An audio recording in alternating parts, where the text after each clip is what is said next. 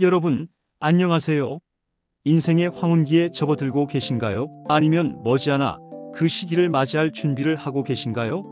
지난 세월, 짧게는 20여 년, 길게는 30년 이상 쉼없이 직장에서 달려오시느라 정말 고생 많으셨습니다. 이제는 바쁘게 달려온 시간들을 잠시 멈추고 남은 인생을 어떻게 하면 더 편안하고 행복하게 보낼 수 있을지 깊이 고민하는 시기이실 겁니다. 아마도 많은 분들이 노후라는 단어 앞에 설렘과 함께 막연한 불안감을 느끼실 거예요. 최근에는 뉴스에서 국민연금 이야기가 자주 들려오죠. 국민연금법 개정안이 통과됐다더라. 보험료는 더 내야 하고 연금은 조금 더 받게 된다더라. 이런 소식을 접하면서 혹시 이런 고민의 늪에 빠지시지 않으셨나요?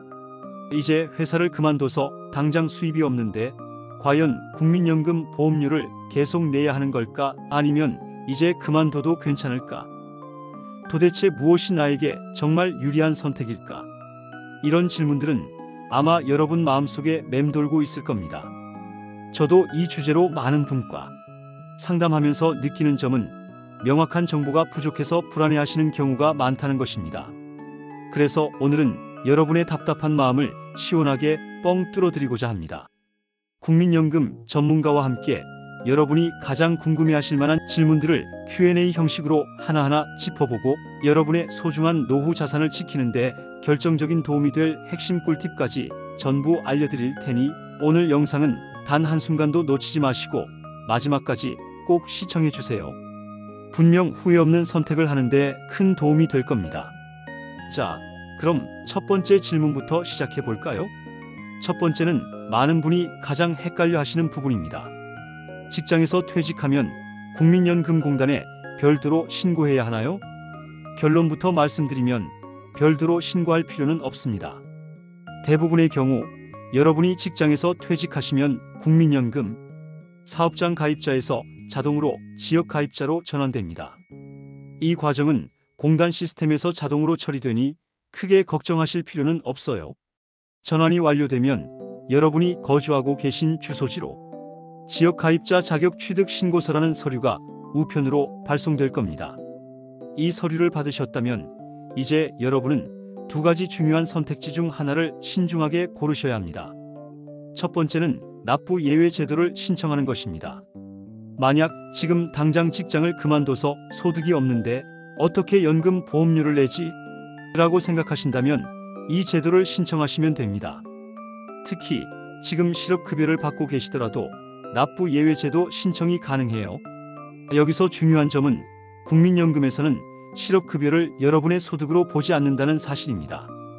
그러니 소득이 없다고 판단되면 부담 없이 납부 예외를 신청할 수 있는 거죠. 이 제도를 신청하면 소득이 없는 기간 동안 국민연금 보험료를 내지 않아도 됩니다. 두 번째 선택지는 지역 가입자 납부 신고를 하는 것입니다. 나는 소득이 없더라도 국민연금 가입 기간을 계속 채우고 싶고 노후연금을 더 많이 받고 싶어 라고 생각하신다면 이 신고를 통해 원하는 일정 금액을 꾸준히 납부할 수 있습니다. 어떤 선택이 본인에게 더 유리할지는 이어서 설명드릴 내용들을 종합적으로 고려해서 판단하셔야 합니다. 다음 질문입니다. 소득이 없을 때 지역 가입자를 선택하면 보험료는 어떻게 책정되나요? 많은 분이 궁금해하시는 부분이죠. 국민연금 보험료는 기본적으로 여러분의 소득월액의 보험료율을 곱해서 산정됩니다. 여기서 소득월액이란 한 달 동안 벌어들이는 소득을 의미하고 보험료율은 그 소득월액에서 몇 %를 보험료로 낼 것인지 정해놓은 비율입니다. 최근 가장 큰 변화 중 하나는 2025년부터 보험료율이 현재 9%에서 13%로 인상될 예정이라는 점입니다. 이 점은 여러분의 실제 납부액에 큰 영향을 미치니 꼭 기억해 두셔야 합니다. 하지만 소득이 없는 상태, 즉 임의 가입자나 지역 가입자 중 소득이 불규칙하거나 없는 분들은 고정된 소득을 공단에서 확인하기가 어렵습니다. 그래서 국민연금공단에서는 이러한 분들을 위해 전체 가입자의 소득 중위수를 기준으로 보험료를 책정합니다. 소득 중위수란 전체 국민연금 가입자들을 소득 순서대로 줄 세웠을 때 딱 중간에 있는 사람의 소득을 의미합니다. 현재 2025년 6월까지는 이 소득 중위수 기준이 100만 원으로 고지되어 있어요. 따라서 현재 2025년 6월까지 소득이 없어도 납부하기를 원한다면 최소 보험료는 100만 원의 9%인 9만 원을 내셔야 합니다. 내년부터 2025년 7월부터 예상 보험료율이 13%로 인상되면 최소 보험료는 100만 원의 13%인 14만 원을 내셔야 할 것으로 예상됩니다. 물론 더 많은 연금을 받고 싶으시다면 납부 가능한 최대 보험료도 있습니다. 2025년 6월까지는 월 55만 5,300원, 그리고 7월부터는 57만 3천 원이 최대 보험료로 책정되어 있습니다. 여러분은 이 최소 금액에서 최대 금액 사이에서 원하는 액수를 선택해서 납부하시면 됩니다. 본인의 노후 계획에 맞춰 신중하게 선택하는 것이 중요하겠죠. 세 번째 질문입니다. 직장에서 퇴사하면 자동으로 임해 가입자로 전환되는 것인가요? 이 질문에 대해서도 많은 분이 헷갈려 하시는데요. 정답은 아닙니다. 단호하게 말씀드릴 수 있습니다. 직장에서 퇴사했다고 해서 여러분이 자동으로 임해 가입자로 전환되는 것이 아닙니다. 앞서 첫 번째 질문에서 설명드렸듯이 여러분은 직접 국민연금공단에 연락해서 납부 예외 제도를 신청하거나 아니면 지역 가입자 납부 신고를 해서 보험료를 납부하셔야 합니다. 그렇다면 임해 가입이라는 제도는 도대체 어떤 것일까요? 이 제도는 국민연금의 사각지대를 해소하기 위해 만들어졌습니다. 즉, 사업장에서 일하는 직장인도 아니고 사업 소득이 있는 지역 가입자도 될 수 없는 분들도 국민연금에 자발적으로 가입해서 노후에 연금 혜택을 받을 수 있도록 하는 제도입니다.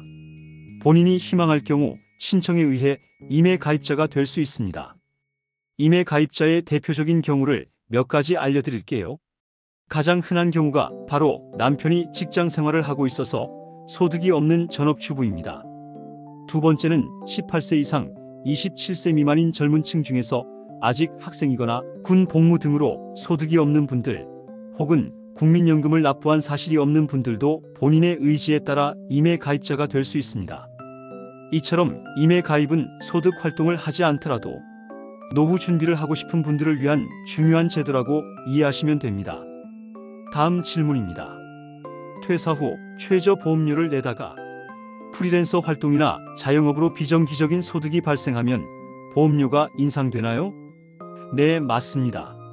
인상될 수 있습니다. 프리랜서나 사업자 등록증이 없는 자영업자분들처럼 소득이 불규칙하거나 매년 변동이 있는 지역 가입자의 경우 현재는 소득 중위수 기준 소득월액 100만 원을 기준으로 9%인 9만 원의 보험료를 납부하고 계실 겁니다. 하지만 여기서 중요한 점은 국세청이 여러분의 소득 자료를 파악해서 국민연금공단으로 보내준다는 것입니다. 공단은 이 소득 자료를 수령하게 되면 여러분이 납부하고 있는 보험료를 다시 산정하여 변경할 수 있습니다. 간단한 예를 들어볼게요. 만약 국세청에 파악된 여러분의 월 소득이 50만 원이라고 가정해 봅시다. 원래대로라면 50만 원의 9%인 4만 5천 원만 내야겠죠. 하지만 여러분이 기존에 9만 원을 계속 내고 있었다면 이 9만 원을 계속 내는 것은 가능합니다. 반대로 국세청에 파악된 여러분의 월 소득이 200만 원이라면 어떨까요? 이 경우 9%인 18만 원을 내야 합니다.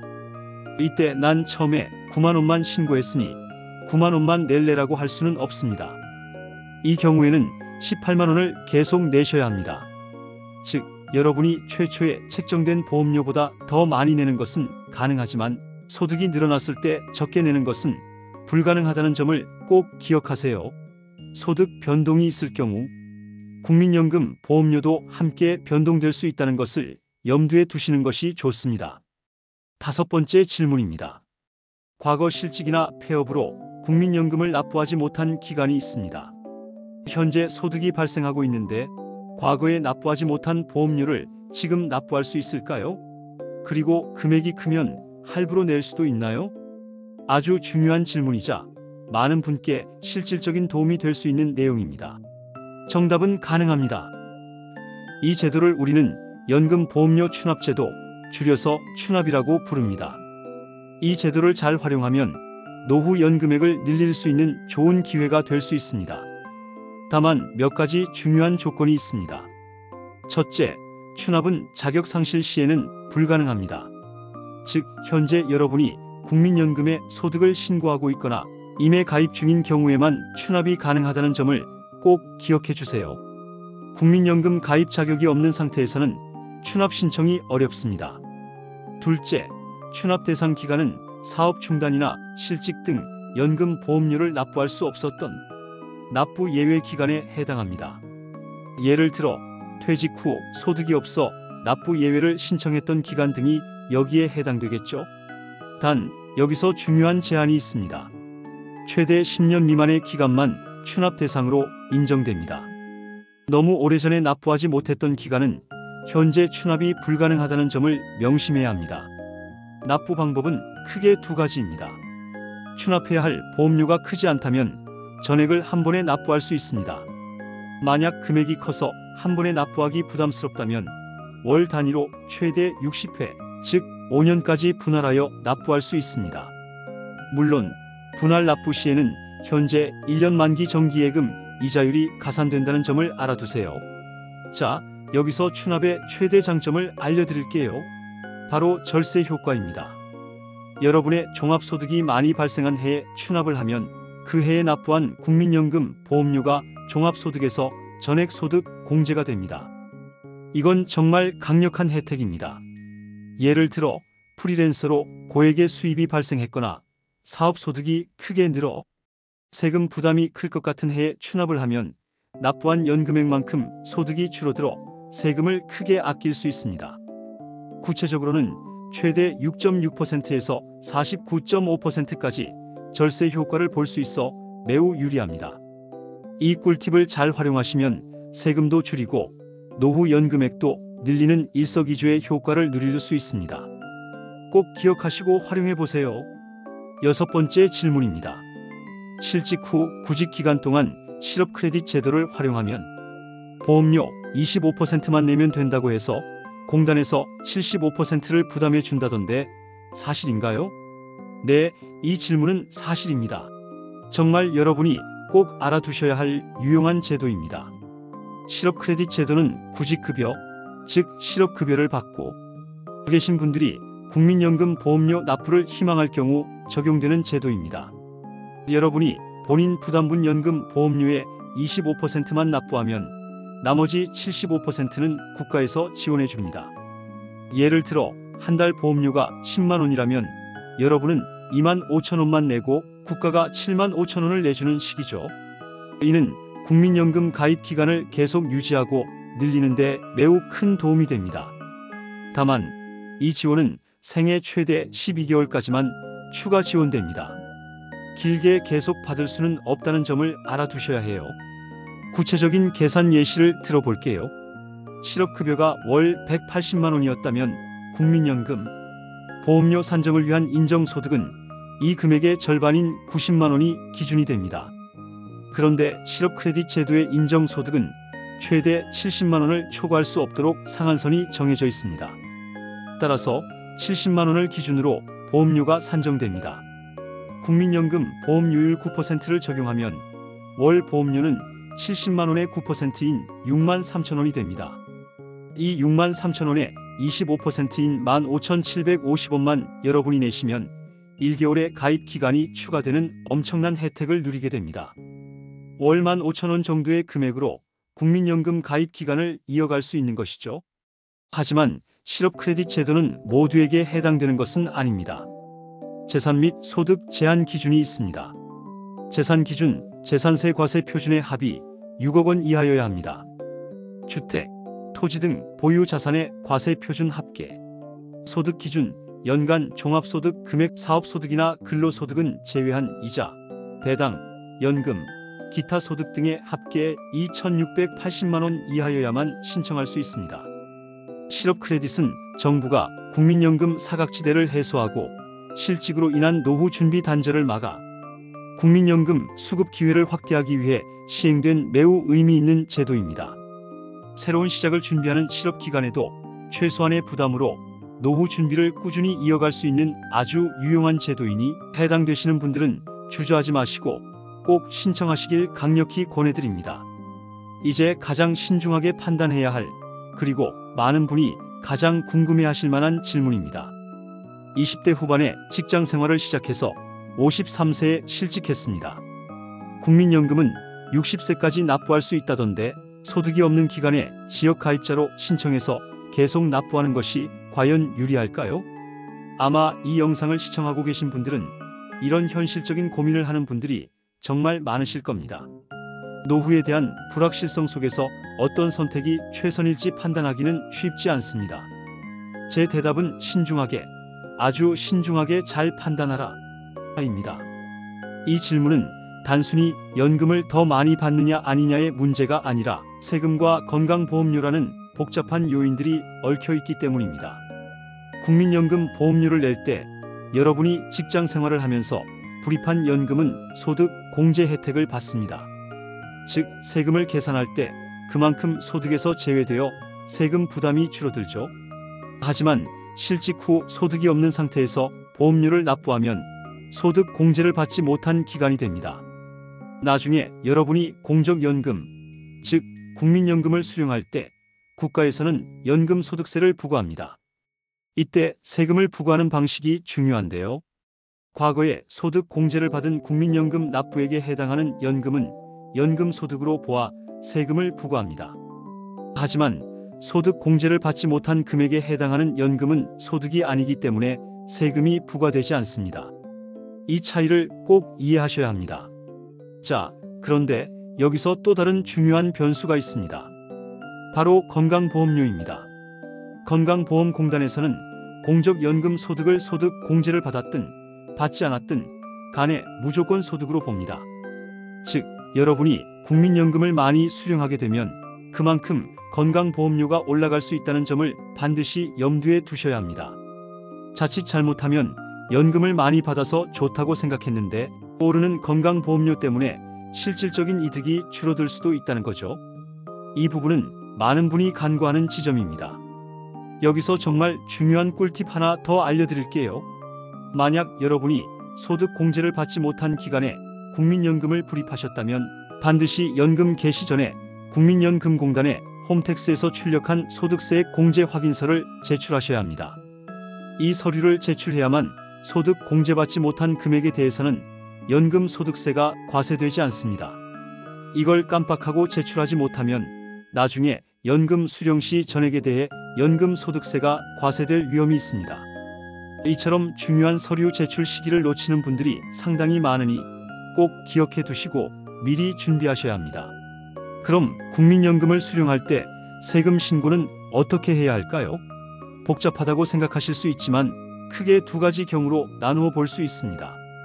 첫 번째, 공적연금만 수령할 경우 여러분이 국민연금 외에 다른 소득이 전혀 없다면 국민연금공단에서 자체적으로 원천징수 연말정산을 처리하여 과세가 종결됩니다.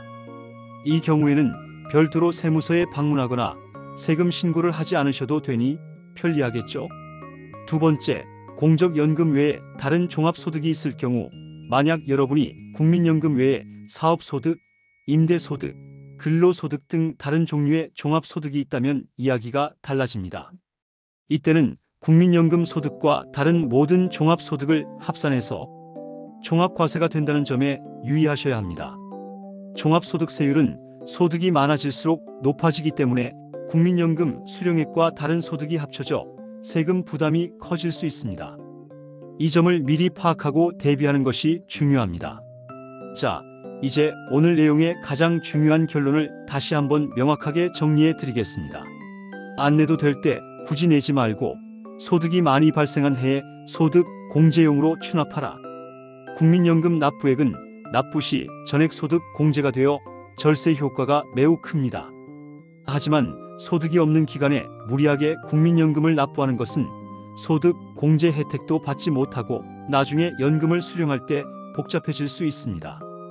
특히 앞서 강조드렸듯이 홈택스 서류 제출을 깜빡하면 소득 공제받지 않은 부분까지 연금소득세가 전액 과세될 위험이 있습니다.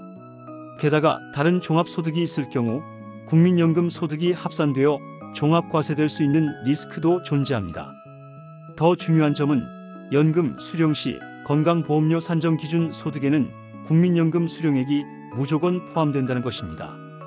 건강보험료 절감 측면에서는 국민연금을 많이 수령하는 것이 절대 유리하지 않다는 점을 꼭 기억하셔야 합니다. 오히려 너무 많은 공적연금 소득이 건강보험료 부담으로 이어질 수 있습니다. 그래서 제가 여러분께 간곡히 드리고 싶은 말씀은 바로 계란을 한 바구니에 담지 말라는 것입니다. 다시 말해 여러분의 소중한 노후 자금을 공적연금에만 몰빵하지 마시라는 거죠. 노후에 건강보험료 부담으로 돌아올 수 있는 공적연금에 모든 노후 자금을 투자하기보다는 연금저축이나 개인연금, 보험 등 다양한 사적 금융 시스템을 활용하여 자산을 분산해서 가입하시는 것을 강력히 권유합니다. 이렇게 포트폴리오를 구성하면 재정적 안정성을 높이고 특정 자산에 대한 위험을 줄일 수 있습니다. 오늘 내용을 다시 한번 깔끔하게 총정리해드리겠습니다. 퇴직 후 국민연금 보험료, 이렇게 관리하시면 여러분의 노후가 훨씬 든든해질 겁니다. 첫 번째, 실업 크레딧 제도를 적극 활용하세요. 실직으로 인해 구직급여를 받고 있는 기간 동안에는 본인 보험료의 25%만 부담하면 나머지 75%는 국가가 지원해주는 아주 유익한 제도입니다. 이는 생애 최대 1년간 지원받을 수 있으니 해당 조건이 되는 분들은 주저하지 마시고 꼭 신청하셔서 국민연금 가입 기간을 이어가시길 바랍니다. 두 번째, 추납은 종합소득이 많이 발생한 해에 실행하세요. 국민연금 추납액은 해당 연도의 종합소득에서 전액소득 공제가 되기 때문에 소득이 높을수록 절세 효과가 매우 커집니다. 소득이 없는 기간에 굳이 무리하게 국민연금을 납부하는 것은 소득 공제 혜택도 받지 못하고 나중에 연금 수령 시 건강보험료 부담으로 이어질 수 있으니 신중하게 판단해야 합니다. 추납은 최고의 절세 수단이 될 수 있습니다.